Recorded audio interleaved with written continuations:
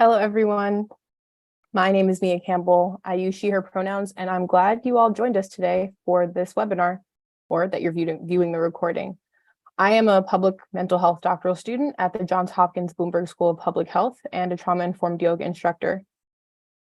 My family comes from the Caribbean island nation of Grenada, which has influenced my passion for global mental health research and my pursuit of organizations like the Global Alliance. So thank you so much for being here. As an adolescent-oriented, budding psychiatric epidemiologist, my work focuses on mental health trends and empowering wellness among adolescents for marginalized and underserved populations locally and globally. It is now my pleasure to briefly introduce today's panelists. Also, if you're interested, you can see in the chat right now, Rachel just shared the link that you can see the full bios of our panelists. But to start, I'd like to introduce Dr. Eugenia Flores Melander. She is an indigenous Afro-Latina from the Republic of Panama. She is a nurse scientist dedicated to increasing access to preventative mental health services and community-engaged research.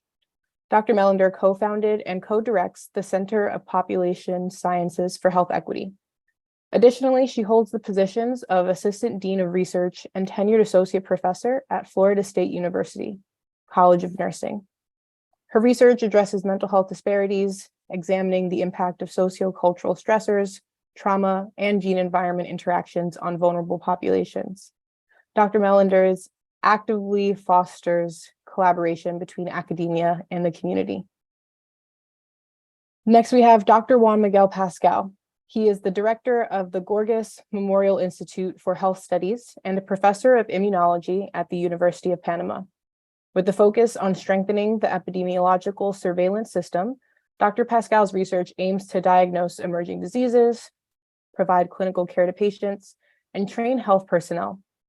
His expertise lies in febrile syndromes and tropical diseases, particularly in the province of Darien and among migrants in Panama. Last but not least, we have Dr. Amanda Gabster, an epidemiologist at the Gorgas Memorial Institute for Health Studies in Panama. She has a PhD in clinical research from the London School of Hygiene and Tropical Medicine. Dr. Gabster's work centers around sexually transmitted infections, sexual health, and health equity among vulnerable populations in Panama.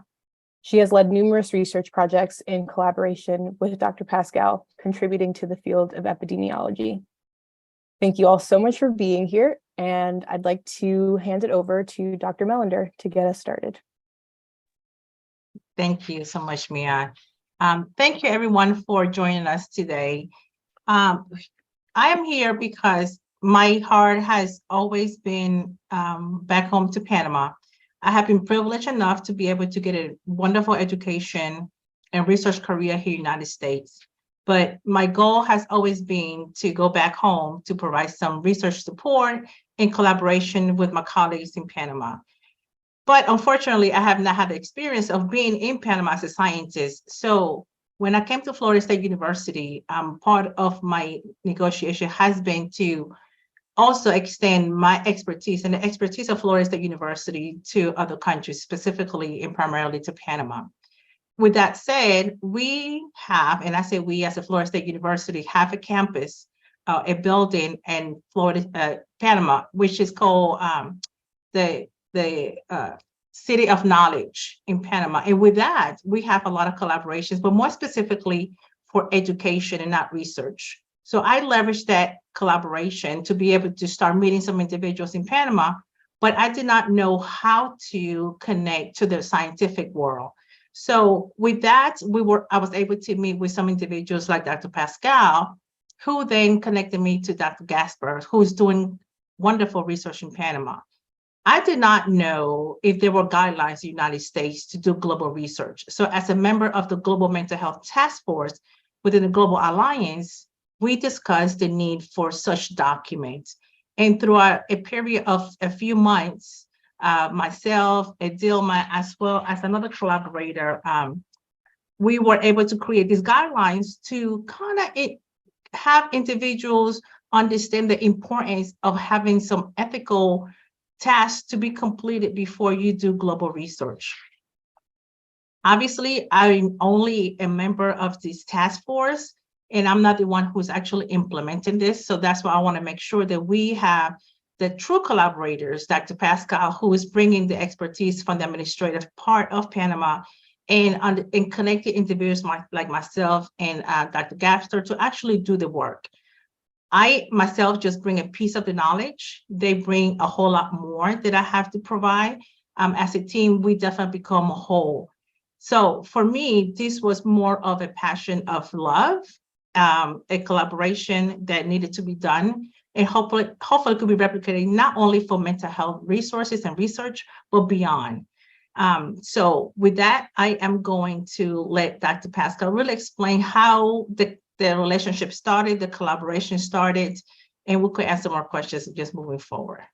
Dr. Pascal. Thank you so much, Dr. Melland. Oh, go ahead, Dr. Pascal.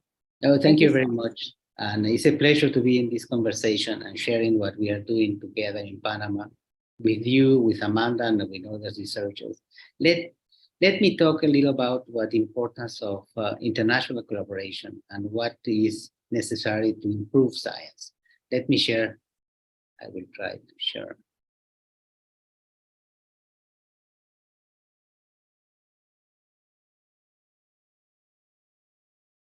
Yes, I would like to begin talking about the importance and need of international collaboration in mental research and all of research, in research in general. And what I want to talk, basically, why is needed international collaboration, benefits, motivation, and challenges, how international collaboration research should be performed, and a little about Panama example that I will begin with the generalities, and Amanda will finish with what we are doing in Darien and with the migrant population. As I mentioned, why is needed this international collaboration? Basically, we are not alone and our problems are global. Collaboration across organization and cultural boundaries extends the possibility of discovery, understanding emerging and health problems. Of course, international collaborative research projects often provide findings beyond that one team could achieve alone. So we need to help each other. We need to work together if we want to reach the real problem and the real solutions. And COVID-19, the global pandemic, sent us a very clear and strong message. We are global, and so are our health problems, concerns, outbreaks, and future pandemics that we are going for sure have. What are the benefits of doing international collaboration? At least for Panama, for other countries from Latin America, the benefit, for example, becoming acquainted with other higher education and science systems, conducting comparative research and see if your results are the same we have or are different, and what are the differences and why we have differences. Learning from and helping each other, this is, at least for me, extremely important. Distribution of labor. So we can do much more things and in a better way if we work together. And of course, the multidisciplinary thinking facilitates development of innovative approaches and methods. And of course, broadening knowledge. Motivations, of course. Many of us are friends and we can maintain through research our relationships. And this is important to continue collaborating in the future. Research topic relevance, of course. For some of us, career advancement, if we do international collaboration, do international research, of course, our career, our development, our publications, and the possibility of get funding and grants increase. Learning new theoretical approach and methods, understanding new cultural approaches to mental research, networking, and of course, we can compare what we have, compare our results. Challenges, many. We have many challenges. From the management, we have challenges with contrasting cultural and organizational expectations, contrasting styles of communications. Team communications in different languages also is important. How do we go to the participants and explain what we want to do in the community and with them and what we need to the information we can have us. Distribution of labors, as I mentioned, what does what and how, time constraints, and of course, funding. Funding is always a problem, but if we work together, if we have international collaboration, international research projects, it's easier to get funds, and because the results are going to be global and not necessarily local. Of course, how international collaboration should be performed should be based on principles of research ethics, and of course, based on justice, based on respect and beneficence. And researchers are responsible for the mental, physical, and social well-being of the participant throughout the study. They should have the right to abandon the project, the research project when they want, and they should not have consequences for decided to stop participation. And of course, we have to apply all the ethical concerns in research with humans, including informed consents and all the regulations we need to apply, the international and national and United States regulations. What is steps in Panama? What we do, how we begin in Panama when we have international projects?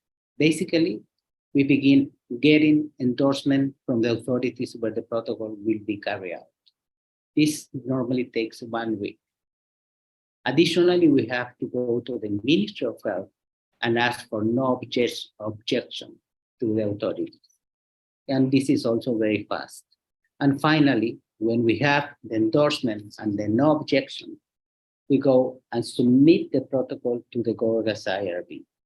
This approval or review, or if they have some questions about the protocol, it will take around 8 weeks, 2 months.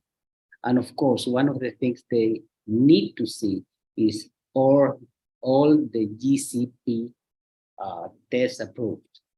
All the research group, all the PIs and co-PIs need to have the GCP.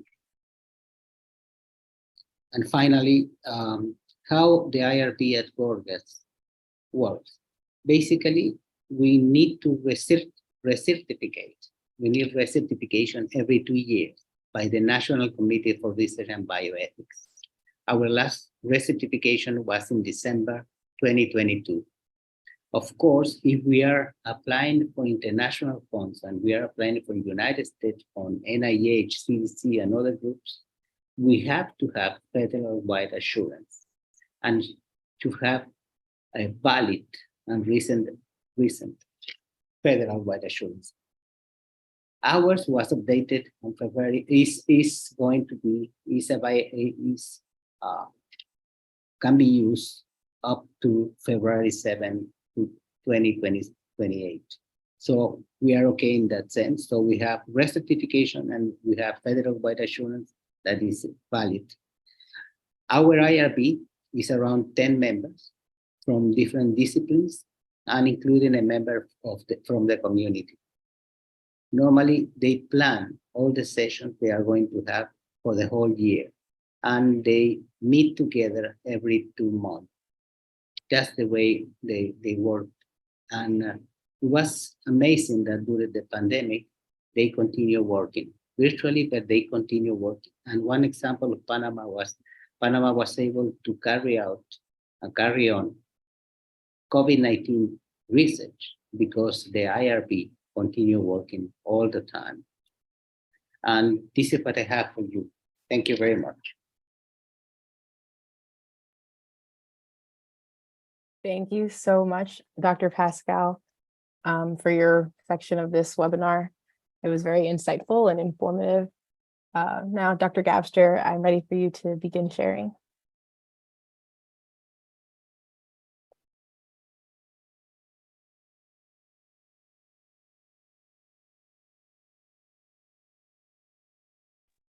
Okay. Hello. So I wanted to present a bit of a case study that will show about what we did. Let me minimize this. What we did in the province of Darien, which is near Colombia.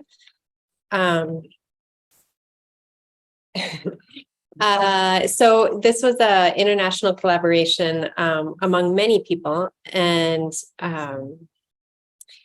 first we had students that helped us out. We had quite a big range of students here.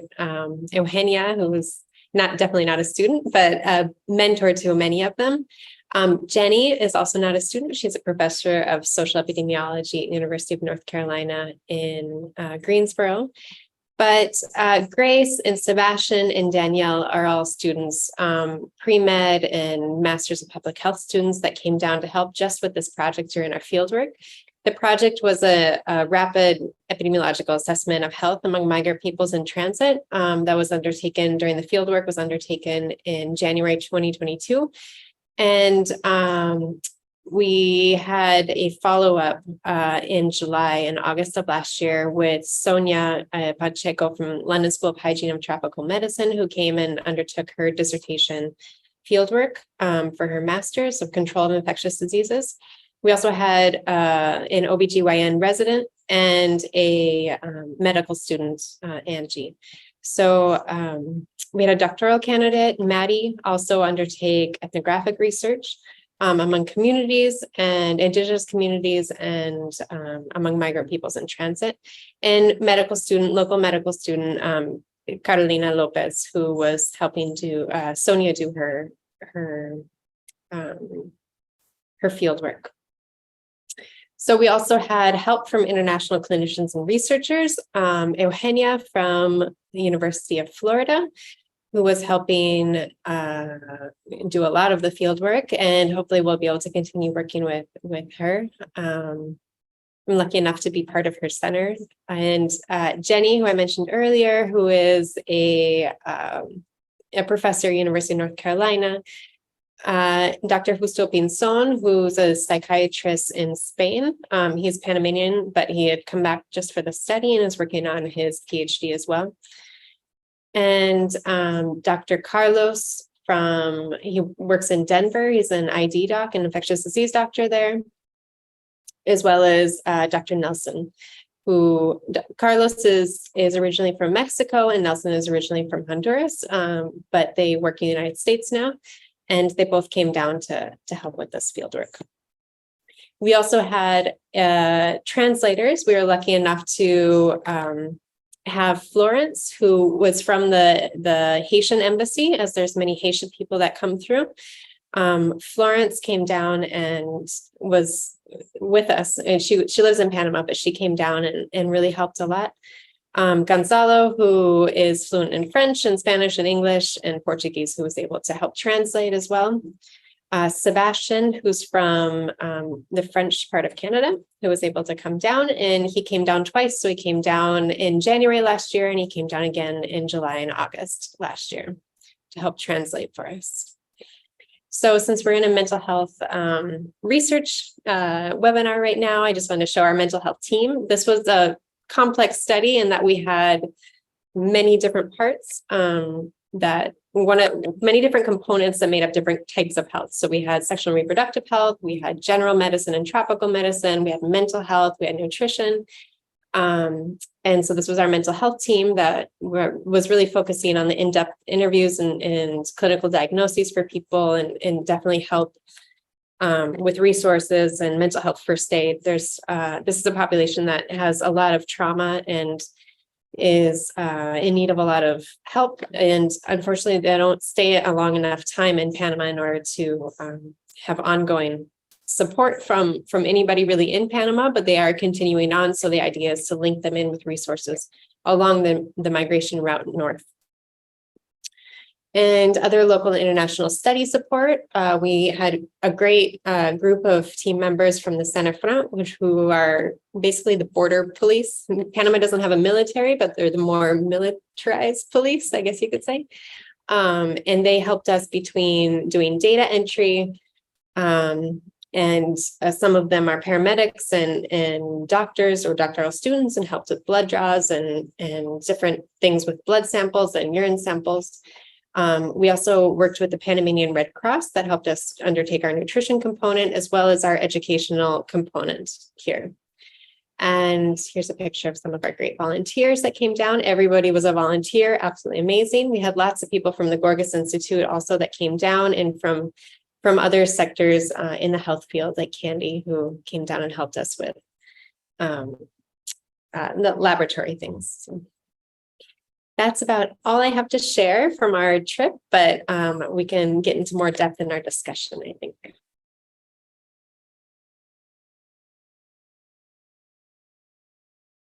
Thank you so much, Dr. Gabster, for all of that and the pictures to kind of put faces to the names and help people understand and see just what it takes to be able to do work on the ground. Now it's the time for our guests to ask some questions. I can get us started. Yeah, it's okay. I have a comment. Oh yeah, A please few go ahead, things. Dr. Melander. So, Amanda, I'm going to put you in timeout because it's Florida State University. You don't get me in trouble. I'm a Seminole, not a Gator. That's a big thing. But I was nervous. it's okay. It's okay. It's okay. But I do want to give kudos, number one, to Gorgas for supporting this research, and definitely Dr. Abner, because this was a major endeavor, but not only for holistic health, but also social justice, because all of the individuals coming through this are individuals who are coming from impoverished place and have no resources. So we try and make sure that they get the humanistic resources that they need. But so for me, I just wanted to put a little more context to this, where again, I am a Panamanian, but I do not live in the scientific world in Panama. So it required a lot of learning. And through both Dr. Pascal made it very easy for me to come into that environment. And I think one of the pieces was for me to ask Dr. Pascal was like, how is it that you make it so easy? Because I know I had to have an appointment in Gorgas to be able to submit IRBs, and then to also get acquainted with different researchers to understand the research culture of Panama, which is very different to the research culture in the United States. But you made it very easy, at least for me. So how is it that you negotiate that path for a scientist like myself to come in and be more productive, and then the process of becoming a courtesy appointment within your organization? I think the most important thing is to have the desire to collaborate, to do things together, to approach problems that we think we can do a better job if we work together. This is the most important thing. The other aspect is, I think our IRB, our system in Gorgas, is during these years used to collaborate, international collaborate with other groups. And we understood that alone we are very limited. So we need to work together. We need to work, for example, with Justo, that is in Spain. We need to work with you, that is in the United States. But we have friends in Mexico, we have friends working in South America. And I think it's the only way to do good research. Sharing information and approaching different problems together from the different sites and different areas.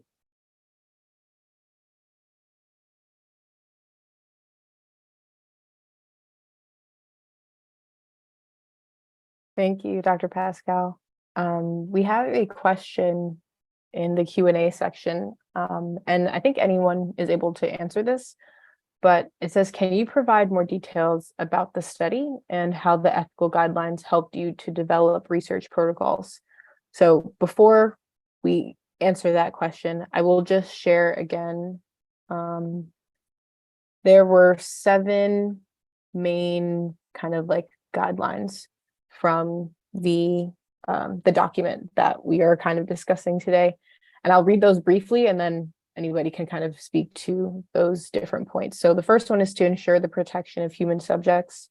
The second is to respect the rights of individuals to choose to participate in research. The third is that the research is transparent and respectful. The fourth is that it partners with communities where the research will be conducted. The fifth is that it prioritizes community-based participatory research processes and strategies. The sixth is that it disseminates findings back to the community of interest and to the larger scientific community in the form of papers, oral presentations, contributions to local and popular magazines, radio discussions, and posters. And then lastly, that it evaluates the impact of the research process using feedback from the participants, participating organizations, and agencies after the research has been conducted. So with those, I know there's a lot, but with those in mind, can we share some more information about the study that we're talking about right now and how these guidelines were part of that research? Sure. So this study was, as I mentioned quickly, a rapid epidemiological assessment. We had a follow-up qualitative assessment as well, but the rapid epidemiological assessment was to randomly select a sample of migrant peoples in transit that were coming through during a specific period of time to look at their health status and needs, self-reported as well as after seeing clinicians. And so with that, the protocol was about 400, 500 pages long. It was very, very long protocol to answer to the first points in your guidelines, because every person, everything that you test for, that you ask about, you need to have a way to canalize into the well-being of the person if something comes up positive. So if somebody's screened for anxiety or depression, we need to have a way to respond to what they felt or what they are in the situation that they're in. The trauma is, I think we should let Eugenia talk about this because it's more of the mental health part, but the trauma that Dr. Justo and Eugenia and Tomas were finding was crazy high. Even children would say that they felt scared because they had seen dead bodies on their way walking through the forest, and there was a lot. So between that, and we go the other way to somebody who during the nutrition screening, they come up positive even for obesity. It was quite common actually. So how can we give them better tools and ideas on different ways to, while they're in this very stressful time, to take a little bit better care of their nutritional needs and all the rest. So that's part of the first part of your guidelines, I think. I think those are the most important, is the well-being of our participants. That's what we really focused on, and being able to follow up with them in national guidelines as well as international standards. And I could add a little bit from the U.S. researcher going to Panama, was where in the United States, I think that, we utilize money, cash as an incentives. But again, this is not something that was necessarily valuable in this community. So Amanda and the team, we discussed a lot what will be more valuable as an incentive for this team. I mean, this participants, and it was more like, food, right? Water, a clean place to be and wash your clothes and take care of your children, maybe medications for free. So again, the guidelines help you, again, try to understand the community you're serving, not to come in as a scientist from the United States thinking that cash incentive, gift cards is something that is useful, because at that point you really cannot utilize it as much, but more something that is more humanistic for the individuals. Also be very transparent. I think that we did a very excellent job at explaining this is voluntary. You do not have to participate in research. You could get the care that you need. You could go and get your blood drawn and anything. You still could say no to the research. So it was very clear in multiple languages. And we still gave them incentives, even if they didn't participate, because we knew they needed it regardless. So I think that the guidelines were followed to the T. When it comes down to dissemination, I have to say, I think Panama is way more advanced in disseminating information in the public platforms, such as the news media, the newspapers that United States is. So as soon as the team published something, the Panamanian media picked it up and it was published in social settings that any individual at any level could read. So I thought that was very interesting. I don't know, Dr. Pascal, can you speak a little more on that? Because I never seen scientific findings be reported in public setting as quickly and as often and broadly like Panama did. So I was very proud to see that. I think everybody is concerned about migration in Panama. So migration is an important problem. It's a social problem, but also it's a scientific problem. And probably I would like to mention that at the beginning, we began the project as looking for new infectious diseases, looking for, migrants are coming from South America, from Africa, and they are coming with new diseases that can be, a problem, a health problem for the country. And we developed a system. We have a very sophisticated molecular biology lab there, looking for Ebola virus, looking for yellow fever virus. But at the end, we forgot that the mental health is not only your nutritional problem. It's not only if you have a dengue virus there, or if you have leptospirosis. At the end, I think the most important trauma they have during the trip are psychological. So, and we understood that it was not only diseases, but only we need to help them. And of course, the participation should not compromise the level of medical attention they should receive. So should be in parallel at the same time. And if you don't want to participate and you want to abandon the study, you want to stop participation, it should not affect all the rights you have and all the things you should receive for helping, for medical attention, for everything. And this is something we talked a lot with Amanda, and I think it was very positive. And concerning information and dissemination of information and science, I think everybody likes to have new things. And Panama is so small that they want to know what is going on in Darien. Do we have a new virus? What is going there? What are the problems we have? So everybody was concerned about the situation in Darien. Probably that's the reason was published so fast and easily in the social media. I would like to add, I feel like during COVID-19, during the first couple of years of the pandemic, I really feel like science became cool in Panama.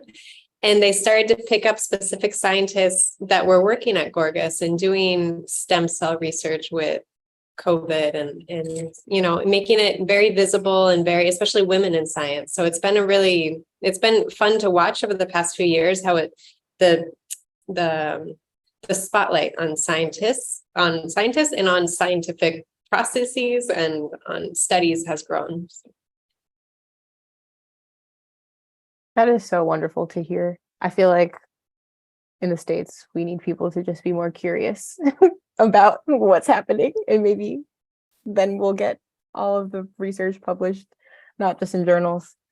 Another question that I think we have Dr. Nurse Carol Smith asked, when speaking about the research team members, she didn't hear any mention of nurses. So were there nurses that were involved in this research project? Yes, a lot. I'm definitely one of the nurse scientists in the research, but more importantly, we had a lot of Red Cross nurses as well. And what I found very interesting was that, again, like many different countries, nurses have different education experiences. But by being in there, I had a lot of conversations with the nurses in the Red Cross that there are other avenues of education, like a PhD for nurses, which they were not so much familiar with. So I'm still in contact with a lot of them and mentoring them on what are some of the next steps. But there were a lot of nurses, including myself, in this project. So, and that's the other thing, there was diversity of professional disciplines from the community members, from the Red Cross, from the security. And I think that was the most beautiful part of the project as well. So the people were diverse, but also the team was very diverse from all kinds of backgrounds as well as professional expertise. I think that's so important. And it also makes it possible for like every person is coming with their expertise and their context, and that also can be more helpful when you're providing services or helping people that are very different get all different types of access. Now, bringing our attention, I guess, to our participants, one of the attendees also asked about this in terms of like this being a fascinating project and being great work. And it also highlights the challenges of doing community-based participatory research in a transient population, because we're talking about migrants here, and how it seems like that might not be possible to do that community-based like consulting. So the question is, did you consult with migrants in developing the protocols, or were there attempts made to have the migrants help with the process?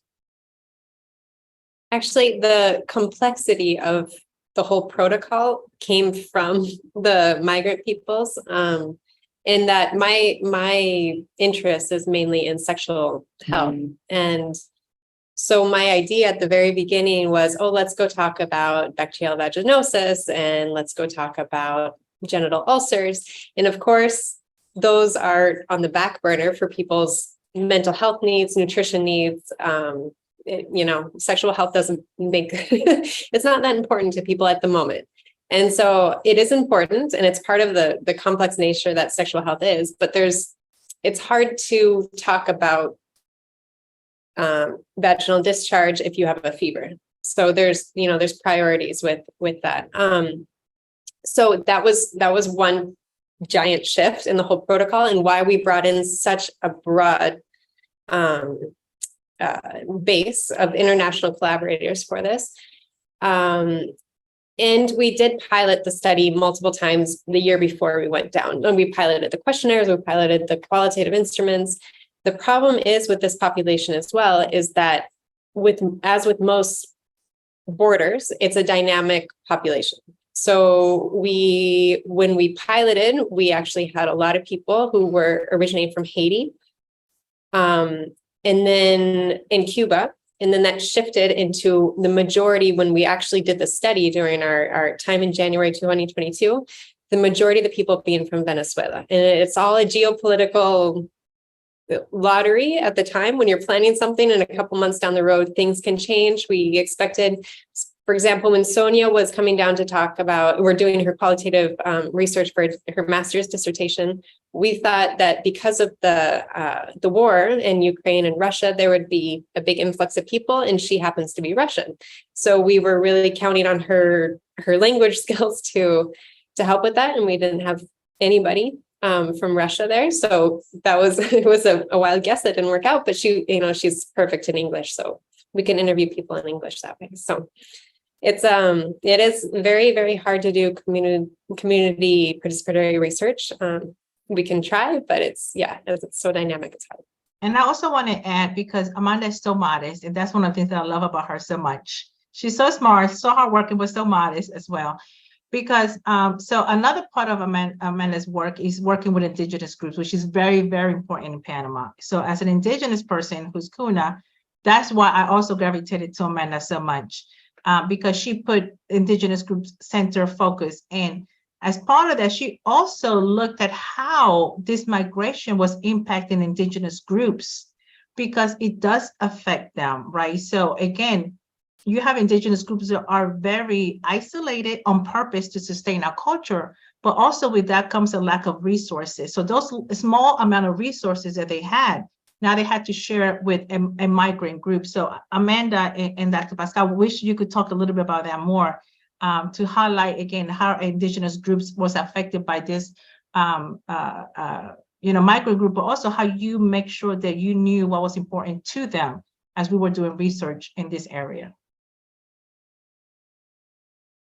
And I think there are many different ways they were affected.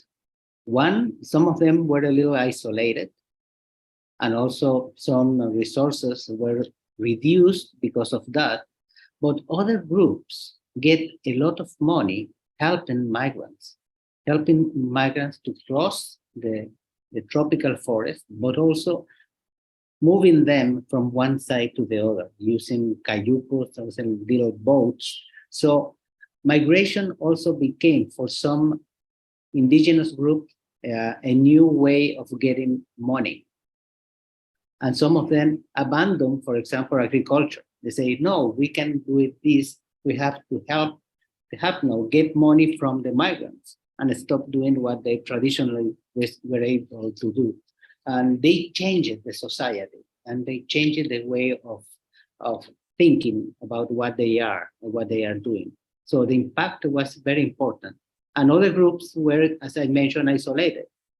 Some families were isolated because this indigenous population decided to go to get money from the migrants. I don't know if you have also another opinion, Amanda. There's also something that the indigenous people would talk a lot about and do talk a lot about is the amount of pollution that has come in as well. There's benefits to these communities as it's bringing in a lot of money. They're able to sell things, open up stores, etc. But there's also a lot of pollution. And one of the big, I think most impactful things is that because this is such a dangerous route, many children, many community members have seen dead bodies floating down the rivers, and the rivers are actually, they're the life of these communities and these indigenous populations from forever ago. So the rivers are for bathing, for fishing, for washing, for everything. And when you have dead bodies coming down the river, it's really impactful for them and how they feel about their rivers and their environment. And I think that's something that they talk about a lot. Between that and then all the plastics, there's lots of things that migrant peoples have that they drop along the way because things are heavy, the route is long, and the rivers and the forest that used to be a very pristine forest and now has hundreds of thousands of people walking through has changed a lot. So there's benefits and not benefits to it. I'm so glad that you work with the indigenous communities, Amanda, because that's insight that I feel like would go over people's head easily, or not something that would be considered or thought about. So it's really important being able to get kind of both perspectives. Oh, we have another question that came up in the chat. This one says, how did you communicate with the Haitian community? What were the challenges you faced to approach the Haitian community, and what pieces of advice you have for researchers conducting studies with non-English and non-Spanish speaking immigrant communities? So I know that there was a mention of translators, but there might be some more. So whoever would like to answer that question. And first, I think I will send it to Dr. Pascal, and then Amanda, if you have things to add.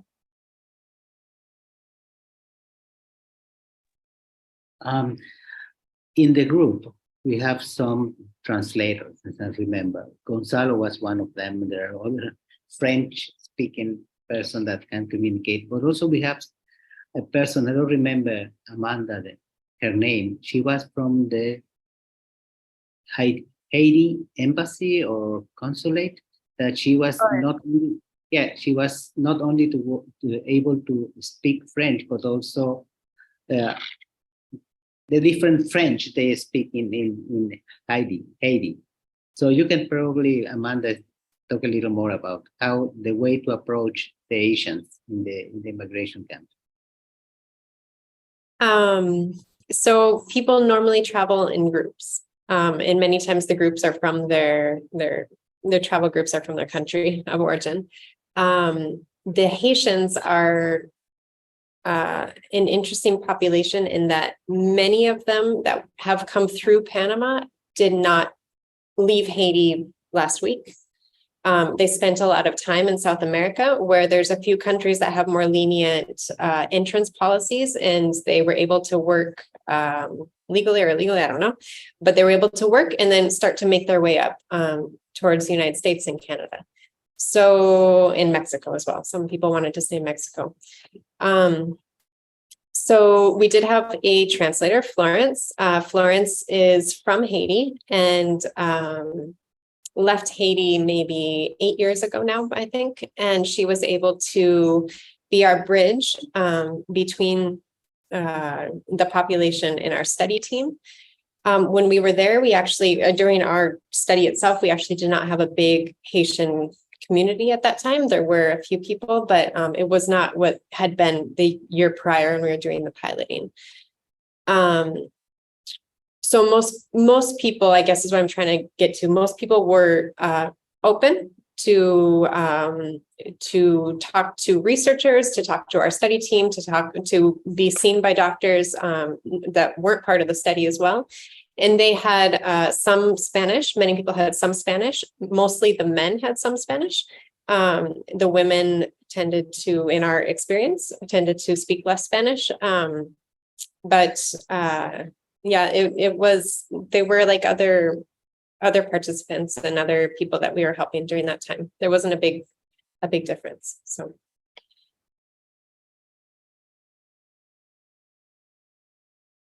Thank you for that.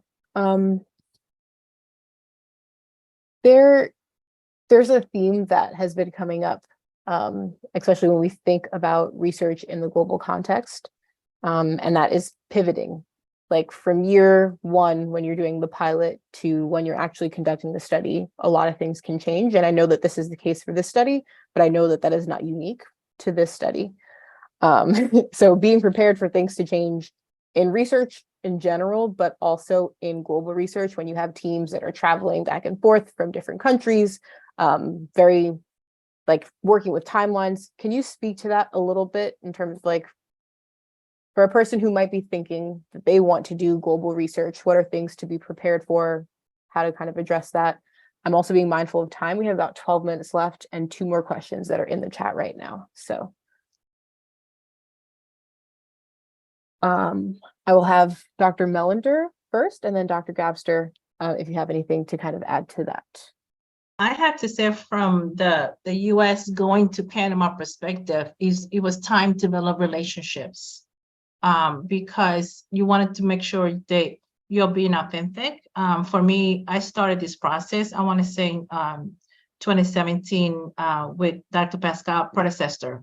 So going there, meeting them, understanding a little bit of the culture, then coming back. So COVID put a little time in between those things, but coming back and they're also making sure that for me it was to continue the conversation about collaboration and providing support to Dr. Gabster, right? So we still working on other research and supporting her in other ways. So I think for me, as a researcher from the United States to Panama, is making sure you put time, enough time. I would say at least a year or 2 to develop that relationship, but within that time, continue to engage. Is it through emails, through Zoom meetings? For me, I'm able to travel to Panama. Number one, that's home, but also I make sure that that's part of my job. So I'm there in many different aspects.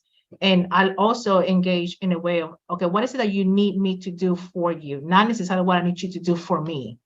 And I think that helped build trust. So I just want to add that Eugenia is very, very good at the reciprocal relationship part of international collaborations. It's really hard sometimes, almost disheartening, the requests sometimes that we get. I can only speak for me personally, but I think it happens across the Institute to have kind of one-way research collaborations in that the North dictates. I'm from North America. I'm from the United States originally, but I've lived here long enough that I feel like I'm more Panamanian in this sense. And I grew up. You are Panamanian. You are Panamanian. Thank you, Dr. Pascal. But I want to say I grew up into the sciences in Panama over the last 2 decades, and I'm very kind of even jealous about wanting to just do what the northern researchers want us to do without having the reciprocal part of it. And Eugenia is really more of a support, more of what do we need in order to make this collaboration happen. That's unique, I think. And I think that's why we've said yes to her and her research group with multiple projects and help. So That is so important. For anyone who's listening, take note, build authentic relationships. and be intentional in your relationship building and maintenance. And I would like to add something. Oh, yes, of course, Dr. Pascal. Yeah, you know, if you want to do research and you want to do good research, it's extremely important to know the culture. Because you think in a project that in the United States, thinking in population of the United States, or the population of France, or the population of Italy. But probably the situation, the project, the intervention, the methodology cannot be adapted to specific countries. For example, and it's the same in Latin America. Something that you can do in Mexico probably cannot be done in Panama. And we have examples of that.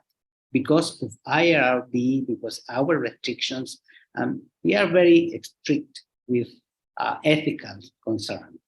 And to know the culture is important. And probably the advantage of Eugenia and Amanda, that they know very well the Panamanian culture. They know also the requirements in the United States and how this applied to Panama. And this, I think, is one of the recipes for success in research when you are working in Latin America. Thank you for sharing that, Dr. Pascal. Very, very important. Okay, we have a few more minutes. Let's see.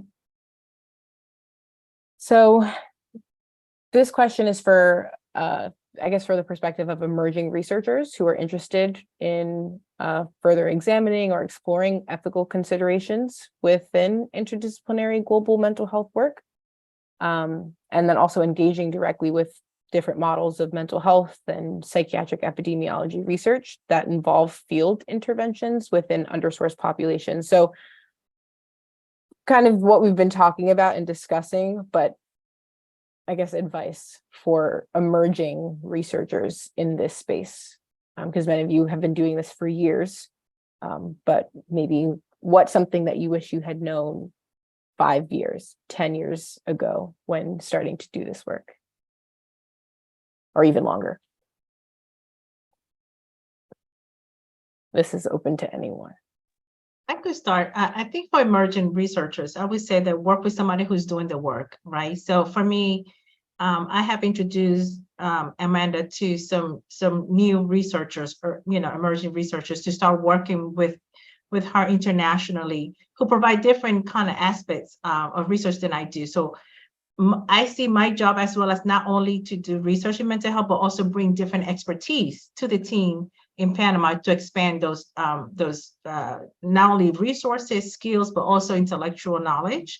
But a lot of those are early researchers, such as Casey Javier Hall, who we have worked already in for different publications. So I would say attach yourself to someone who's already doing that, become part of the team and learn from them, and then become your independent researcher once you have built a relationship and know the culture. Thank you, Dr. Melinder. If anybody has anything else to add, I'll give it like 30 seconds to a minute so we can get just a few more questions squeezed in. If not, I'll move on to the next question.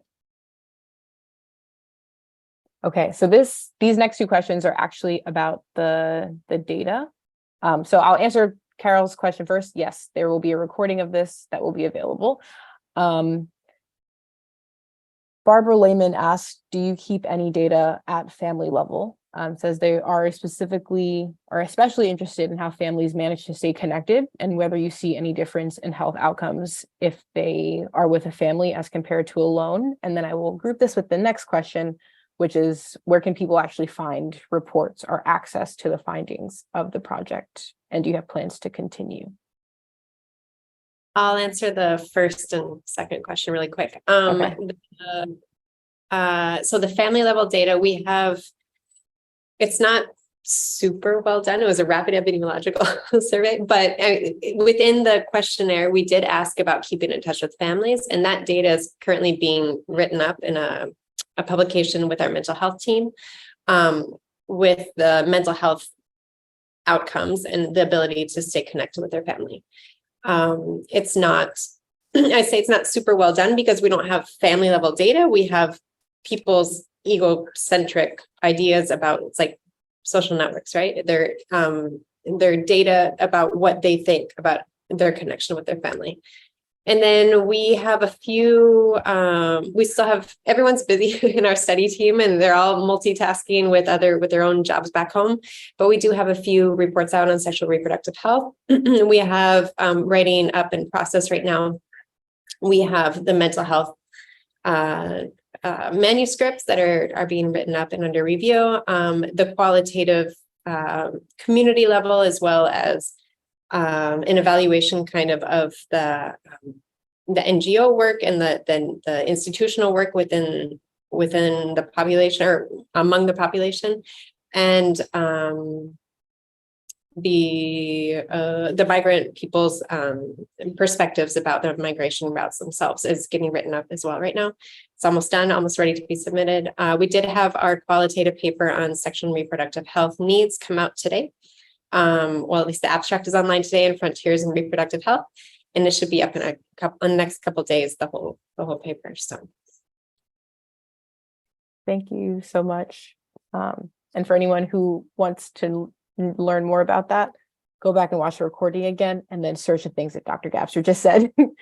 Or maybe somebody from the team will be able to find some of those things. We have about 2 minutes left, and I do want to ask this last question that is from Kendall Coker.